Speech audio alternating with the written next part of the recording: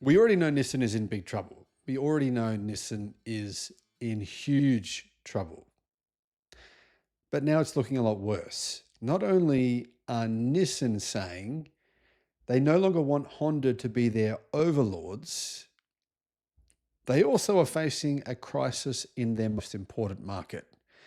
When I say a crisis, I mean it is very, very possibly even worse than what's happening in China. Hello, my friends. Welcome to the channel. I'm Sam Evans. You're watching the Electric Viking. Great to have you with us.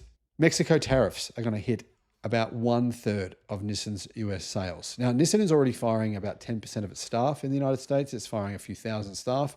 It's firing 10,000 staff worldwide, but is facing a crisis in China. Its sales are going down in China. China was its most important market. Now the US is its most important market, but it's going to be failing in both of those markets. Tariffs on vehicles imported from Mexico will put enormous pressure on Nissan where it can least afford it. 3 budget price models that account for nearly 1/3 of the brand's US volume. Nissan builds its number 2 US seller, the compact Sentra sedan, in the central Mexico town of, I don't know how to pronounce it, starts with an A, Aguascalientes, along with 2 subcompacts, the Versa sedan and the Kicks crossover. But basically, Nissan, the reason they're selling a lot of the vehicles they sell in the United States is because they are very cheap. They're undercutting rivals because they're made in Mexico, in these kind of unknown towns in Mexico, basically. But tariffs on those vehicles of 25% will mean they will no longer be competitive. Nissan, if they kept the price the same, would make a loss on those cars. In fact, I mean, Nissan already made a loss for 3 quarters in a row last year. Basically, for the entirety of 2024, Nissan lost money worldwide. It can't afford to cut profits even 1% on anything, anywhere. Given its budget-minded American customer base, Nissan likely would have to swallow any tariff the Trump administration imposes, say industry analysts. But that would be challenging for a brand that's already on the financial ropes. Edmunds analyst Ivan Drury said the proposed 25% tariff poses an enormous threat to Nissan. The trio of entry-level vehicles appeal to first-time new car buyers and those who have sat out the recent years of price wars, said Drury. A price increase of 25% could put the buyer base for many of these Mexican-made products in jeopardy, or basically they're going to be looking at a different car. If you increase the price by even 20%, they're not going to sell. Nissan only kept its sales figures in the United States last year from falling even further because of massive discounts. I mean, huge discounting all across the United States on especially its number 1 best-selling car in the US, the Nissan Rogue. And we know that Nissan had more inventory of the Rogue than any other model of car in the US last year because they just weren't selling them. It's cheap. It's to be honest, you get what you pay for. It's not a great vehicle. And Nissan can't increase the price because otherwise they won't sell. Nissan and the rest of the automotive industry now face another month to prepare for potential tariffs on imports from Mexico and Canada after the White House on Feb 3 agreed to last-minute delays. The pause gives automakers time to figure out contingency plans for their Mexico supply chains and reduce pricey disruptions. But, I mean, Nissan doesn't really have an alternative here. I mean, it can't suddenly somehow make cheap vehicles in America. It's just not going to happen. Nissan's US sales and marketing chief Vinay Shahani said the automaker is monitoring the situation. It's not doing anything. It's monitoring the situation. It doesn't have an answer, in other words. We've got to be very broad in our planning for multiple scenarios, whether it's the amount of the tariff, whether it affects a full vehicle or specific parts, said Shahani. It's all spreadsheets at this point, but we've got prepared for all different types of outcomes. Now, they didn't say what their preparations are or what they're going to do. Basically, the media said to them, what will you do if these tariffs are put on your cars in Mexico? And that was their response. It wasn't like, yeah, this is what we're going to do. They were just saying it's all about spreadsheets and numbers and yeah. There really isn't a solution. The executive spitballed a few possible options though for Nissan if the tariffs were to take effect. He said, what if we were to look at really aggressively pricing one model but not the other, Shahani said.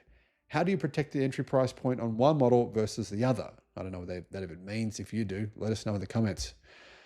Mexico's National Supplier Association warned that a 25% tariff would raise average US vehicle prices by around $3,000 US each and could reduce 2025 auto sales by 1 million vehicles. Now, the US car market was around 16 million cars in 2024. I honestly don't think Trump cares about 1 million vehicles. It's not a huge, it's really not, it's not even 10% of the market, put it that way. Flavio Volpe, CEO of the Automotive Parts Manufacturers Association in Canada, said the tariff rate is 15% higher than anybody's profit margin. And neither automakers nor suppliers will be prepared to take those losses. Nissan's already making a loss overall globally last year. It can't make a further loss by selling cars at the same price if they're coming from Mexico. It would simply have to shut those factories down or try to sell the cars at 25% higher prices than what they're currently selling them at. Or actually, it would be possibly even more than that. Global Data Vice President Jeff Schuster said the tariffs will be devastating. There's a spider web of parts moving back and forth across North America, Schuster said, noting the same product could get tariffed multiple times as it winds its way through supply chains in Canada, the United States, and Mexico. So what are Nissan's options? Well, they're very limited. The tariffs threaten two of Nissan's new models. The redesigned Kicks arrived last September, while the next generation Nissan Sentra is planned for the third quarter. A price hike would worsen the inventory oversupply challenges that dogged Nissan for much of last year, says Automotive News. With much of its inventory having arrived on the lot during November of last year, Nissan is in no position to take the wait-and-see approach as they already have stale inventory, jury said. And Nissan will have to pen out the numbers on how much cost to absorb versus diminished sales. Like I said, they have no ability to absorb cost. Their debt's rated junk. What are they going to do? Go and borrow money from who? At what interest rates? I mean, they have a debt bond repayment of what? I think it's $7 billion coming up, and they've already said they can't pay it. So, I mean, they can't absorb any of this cost at all. It's impossible. Schuster said Nissan could manage the tariffs with incentives in the short term, meaning they'll take a further hit in the short term. But Honda said to Nissan, they said, hey, Nissan, if you don't at least triple your profits in 2025, the deal is off. We're not going to bail you out. Yeah. But long run, that would be a massive hit to profitability, said analysts. It's not a sustainable solution if the tariffs remained beyond 2025. It's not a sustainable solution in 2025 either. And another option could be to spread the tariff cost across Nissan's lineup by hiking the prices on larger, less price-sensitive models, but then those would obviously struggle to sell.